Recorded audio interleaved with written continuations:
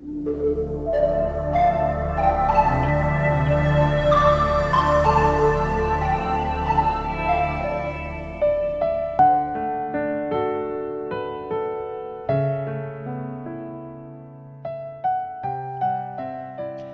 amis, bonjour, chers amis de Radio Arc-en-Ciel, pour cette séquence offerte par le groupe Jésus est mon guide. Chaque jour, vous avez l'occasion d'entendre la première lecture, le psaume, une petite méditation par rapport aux lectures de chaque jour pour que nous soyons vraiment connectés à la parole de Dieu que nous propose la liturgie d'aujourd'hui. Et aujourd'hui, nous allons partir dans le livre de Job au chapitre 9. Verset 1er jusqu'à à peu près verset 16, partout par là. Et aujourd'hui, nous fêtons Saint Venceslas et Saint Laurent Ruiz et ses compagnons martyrs. Et bon anniversaire à toutes les personnes qui sont nées le 28 septembre. 28 septembre, ça veut dire que le mois va se terminer et nous allons entrer dans le mois d'octobre. Aussi, le mois d'octobre, le 1er octobre, c'est la fête de Sainte Thérèse de Lisieux. Et je vous propose d'écouter ce titre, un texte de Sainte Thérèse de Lisieux qui était mis en musique par le Père Jean-Marie Vincent.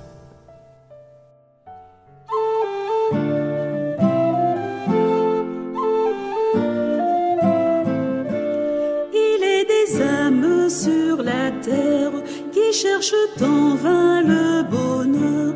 Mais pour moi c'est tout le contraire, la joie se trouve dans mon cœur. Cette joie n'est pas éphémère, je la possède sans retour. Comme une rose printanière, elle me sourit chaque jour.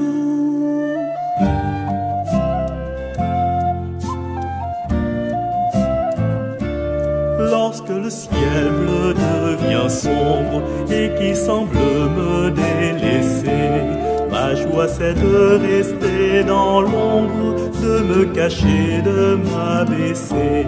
Ma joie c'est la volonté sainte de Jésus, mon unique amour. Ainsi je vis sans nulle crainte, j'aime autant la nuit que le jour.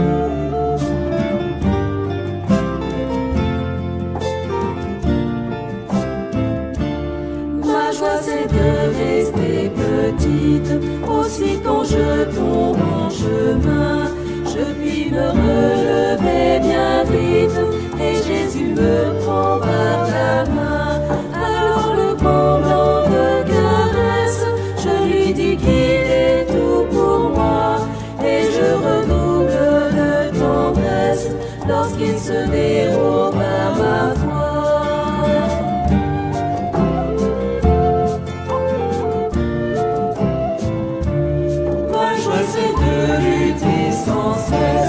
Afin d'enfanter des élus, c'est le cœur brûlant de tendresse de souvent redire à Jésus: pour toi mon Dieu, ma petite frère, je suis heureuse de souffrir.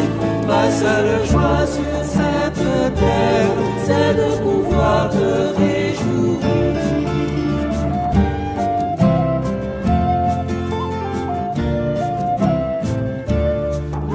Encore je veux bien vivre, Seigneur, si c'est là ton désir. Dans le ciel je voudrais te suivre, si cela te faisait plaisir. L'amour, ce feu de la patrie, ne cesse de me consumer. Que me faut la mort ou la vie, Jésus, ma joie c'est de t'aimer.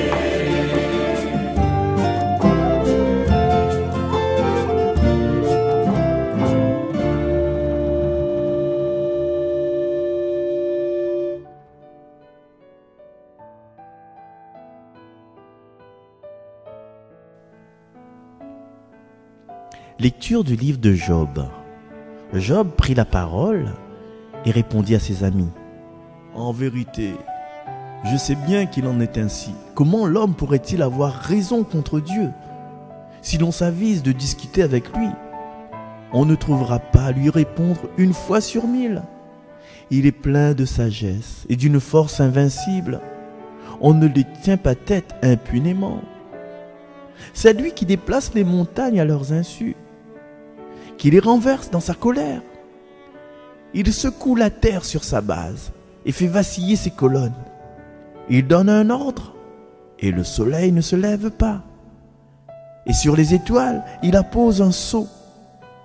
À lui seul, il déploie les cieux. Il marche sur la crête des vagues. Il fabrique la grande ours, Orion, les Pléiades et les constellations du sud. Il est l'auteur de grandes œuvres, insondables, d'innombrables merveilles. S'il passe à côté de moi, je ne le vois pas. S'il me frôle, je ne m'en aperçois pas. Il s'empare d'une proie. Qui donc lui fera lâcher prise? Qui donc osera lui demander « Que fais-tu là ?» Et moi, je prétendrai lui répliquer? Je chercherai des arguments contre lui? Même si j'ai raison, à quoi bon me défendre? Je ne puis que demander grâce à mon juge. Même s'il répond quand je l'appelle, je ne suis pas sûr qu'il écoute ma voix. Parole du Seigneur. Mes amis, alors cette lecture de Job, il fait la suite à la lecture que nous avons écoutée depuis le début de cette semaine, lundi, mardi. Et aujourd'hui, dans son attitude, dans ce qu'il dit aujourd'hui, nous avons un texte qui déstabilise à nous par rapport à notre nature humaine. Parce que nous, êtres humains, là, nous voulons être maîtres à bord. Nous désirons contrôler toutes les bonnes affaires, nous désirons diriger. Et des fois, nous les pensons à croire que Dieu, il ne comprend pas rien pour nous. Mais Dieu est incompréhensible. Son pensée dépasse à nous tellement. Et Job n'a pas conscience de ça. Et puis, comme il connaît ça, vaut mieux ne discute pas, quoi. Des moments qu'on a des sujets dépassent à où. Et vous rentrez dedans quand même. Ou, par exemple, des histoires famille, famille avec l'autre famille. Ah, vous ne connaissez pas où arrive, vous débarquez, vous remettez le nez dedans. Et dessus Facebook, la fois m'a vu un petit vignette. Il y a un gars avec un nez. Il dit avec l'autre, il dit, Miran a outné parce que mal trouvé encore une fois, on était fourré dans mes bonnes affaires. Voilà. Alors, plus même, Job, dans son misère, dans ce qu'il arrive à lui là, rien n'est grave, tout est grave, Gigi. Il ne veut pas demander des comptes à Dieu parce qu'il connaît bien que Dieu est tout-puissant. Et que Dieu ne fait pas, ou bien il ne permet pas un affaire arrive dans notre vie sans une excellente raison. Tout ce qui arrive dans notre vie, que ce soit une blessure, une souffrance, une séparation, une misère, un manque d'argent, mais c'est en fin de compte, c'est un appel de Dieu pour que nous changions notre manière de voir, pour que nous changions de direction, pour que nous vivions à notre manière. Et des fois, quand par exemple, il y a un problème dans notre case, en fait, quand on a un pied de bois dans notre jardin, il est en train de pourrir, nous tempête contre mon Dieu. Il dit, comme ça, pied de bois depuis longtemps, ça est là. Mais à un moment donné, il faut changer le pied de bois pour mettre un arbre fruitier ou bien un truc qui sert à où. Il y a des personnes qui donnent vie pour des CDD. Et quand cette personne, ça va là, les vrais qu'on est affecté, mais il laisse la place à quelque chose de plus grand. Et Job, il connaît bien qu'il ne peut pas saisir toutes les raisons de Dieu, parce que Dieu est plus grand que nous. Même à nous essayons de comprendre pourquoi il arrive à nous ça, pourquoi c'est libre, pourquoi il a pas de bonheur. Nous ne pourrons pas comprendre. Donc il faut, nous, notre côté, dans notre vie, nous accepter nos bonnes épreuves. Nous accepter ça dans la foi. Et comme Job, il faut nous persévérer dans la prière. Il faut nous demander grâce à Dieu. Mais nous connaissons bien que Dieu y entend notre prière, mais il choisit le moment où ça, il va répondre à nous, et il choisit la manière où ça, il répond à nous.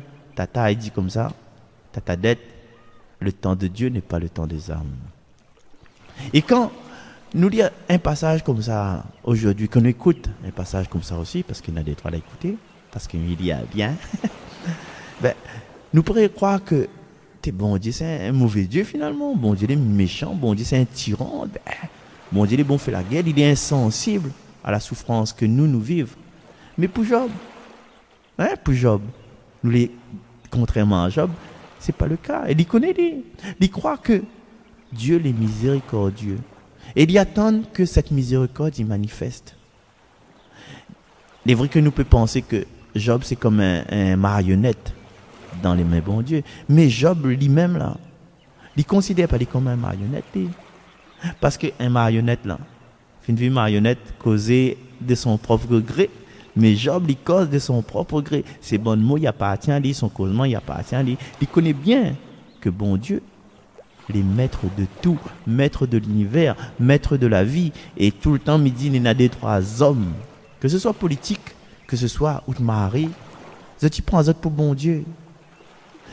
La manière dont tu causes, ils jugent, ils disent, ouais, on n'est pas capable de faire ceci, ou pas capable de faire cela, on n'est pas rien, on connaît une merde, mais où est bon Dieu, quoi, que ça fait là? Et nous connaissons aussi que bon Dieu, il ne veut pas que l'homme il perde à lui. Il ne veut pas que l'homme il soit dans la divagation, dans le malaisé. Donc, peut-être ce que Job n'en a de plus que nous aujourd'hui dans notre société de consommation là, c'est la patience. Job est patient. Job, il garde son confiance en Dieu. Mais le paragraphe que nous l'avons lu aujourd'hui là, il ne dit pas la fin de l'histoire. Mais, moi, je me dis, mais ça se polie un peu la fin du film, moi. Job va retrouver tout ce qu'il a perdu. Et il va retrouver tout ce qu'il a perdu en abondance. Un petit pensée pour Marcel Tugar. Il a, non, tout ce que nous l'a perdu. Nous les contentons, tout le temps. On ne dit pas tout comment Jésus est bon. On ne dit pas tout comment bon Dieu est bon. Et aujourd'hui, en lisant, en écoutant ce passage-là, quelle leçon il y a pour nous aujourd'hui? En fait, des fois, nous les révolter dans nos bonnes épreuves. Ah non, mais ça a pris la messe, mais quitte l'église, le père là il cause trop, Marcel il cause trop, l'émission là les nuls, les autres n'ont pas fait rien. Maman, la terre là, c'est pas le paradis, hein. Ouais? Mais nous voudrions tant que cette terre devienne paradis. Maman, la vie ici-bas, c'est que nous sommes en train de vivre, la manière où les bonnes maladies qu'on a, ben, où c'est ça? C'est par rapport à notre faiblesse. C'est par rapport à notre pensée négative. C'est par rapport à notre capacité de faire le mal. C'est notre capacité de ne pas être solidaires les uns des autres. Et que ça va servir à vous de révolter contre Dieu. Il ne sert pas à rien. Sinon, si vous révoltez contre bon Dieu, c'est comme si vous faites du mal à vous-même. Mais répète, si tu te révoltes contre Dieu, cela ne sert à rien. Sinon qu'à te faire du mal à toi-même. À nous-mêmes, mais elle me dit à toi, elle me dit à moi-même alors. Et c'est là la leçon le plus difficile à apprendre. Alors, à partir d'aujourd'hui et jusqu'à le dernier de nos jours et même après, à nous apprendre à accueillir comme Job, à accueillir les volontés de Dieu et se dire dans nos têtes que tes pensées ne sont pas mes pensées, comme Isaïe a dit, de façon à un autre endroit. Et à nous imaginer aussi que si le monde va mal, est-ce que ça nous fait nous pour que ce monde va bien? Si notre famille va mal, si notre couple va mal, si nos enfants vont mal, que ça nous fait nous prendre notre bien? Est-ce que nous formons un sanctuaire à la maison, dans notre foyer? Un sanctuaire, c'est un endroit où les enfants les bien accueillis, où ça n'est à l'amour.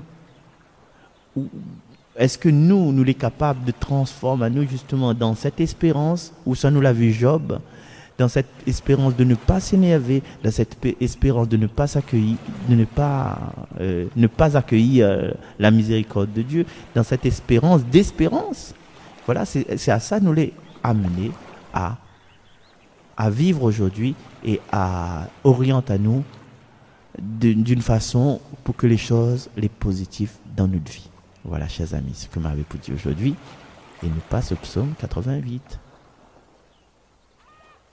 Que ma prière parvienne jusqu'à toi, Seigneur.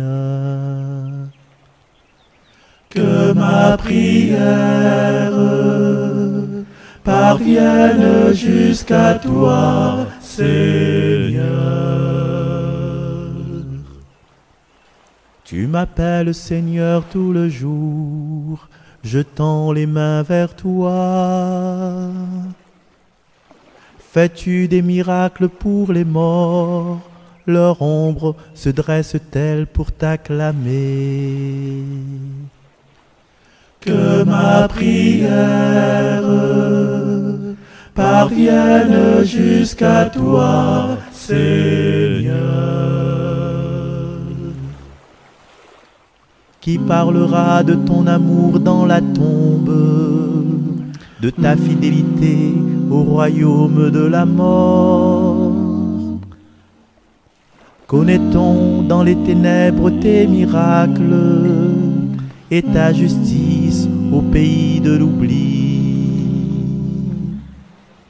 Que ma prière parvienne jusqu'à toi, Seigneur. Moi, je crie vers toi, Seigneur. Dès le matin, ma prière te cherche. Pourquoi me rejeter, Seigneur? Pourquoi me cacher ta face? Que ma prière parvienne jusqu'à toi, Seigneur. Que ma prière parvienne jusqu'à toi, Seigneur. Voilà, chers amis, c'est ainsi que s'achève cette séquence un petit peu perturbée par... pas perturbée, mais juste ponctuée par les comment dirais-je, les notifications. Hein. Donc, sachons que le Seigneur, comme pour Job, il veut nous toutes heureux. Et c'est pour ça que nous va écouter ce chant que m'y interprète pour autres. Tu veux les hommes heureux.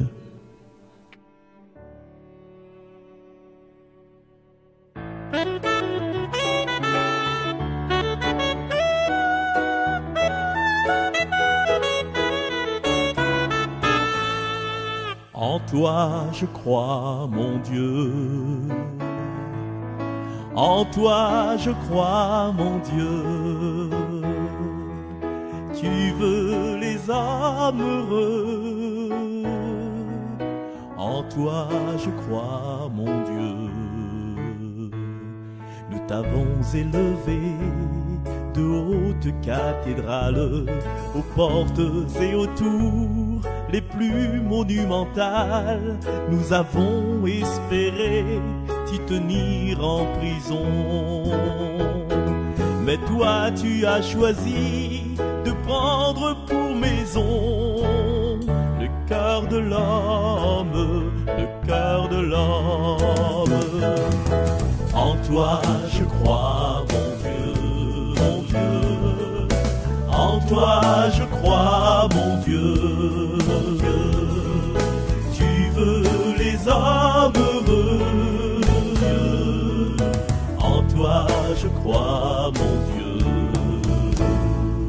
Nous avons étudié les saintes écritures et comment il faut vivre la conscience pure.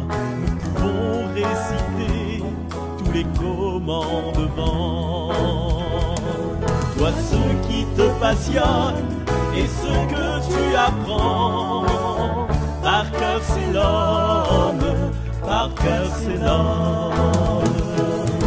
En toi je crois, mon Dieu. En toi je crois, mon Dieu. Tu veux les hommes heureux. En toi je crois, mon Dieu. Nous avons inventé toutes les certitudes qui nous ont dispensé de changer d'habitude. Il y a si longtemps que nous sommes installés. Toi tu es un nomade et t'attends d'être dressé au cœur de l'homme, au cœur de l'homme. En toi je crois, mon Dieu. En toi je crois, mon Dieu. Tu veux les hommes heureux. En toi je crois.